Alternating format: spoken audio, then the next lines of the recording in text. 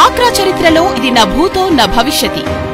డ్వాక్రా మహిళల ఆర్థిక పరిపుష్టి కోసం డ్వాక్రా సంఘాలలోని 86,04,304 మంది సభ్యులకు పసుపు కుంకుమ కింద 8,604 కోట్లు, వడ్డీ రాయితీ కింద మరో 2,514 కోట్లు కలిపి మొత్తంగా 11,118 కోట్లను అందించిన చంద్రబాబు ప్రభుత్వం మరోసారి డ్వాక్రా సంఘాల సభ్యులకు ఒక్కొక్కరికి 10,000 ఇచ్చేందుకు నిర్ణయించింది.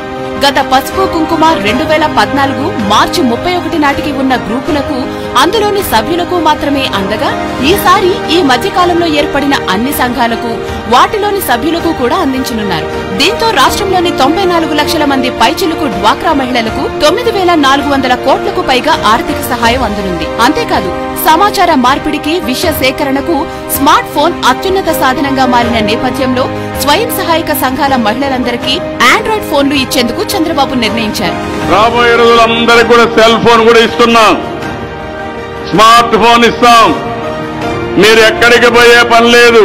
స్మార్ట్ ఫోన్ లో ఒక యాప్ కొడితే ఏ పని కావాలన్నా అయిపోతుంది.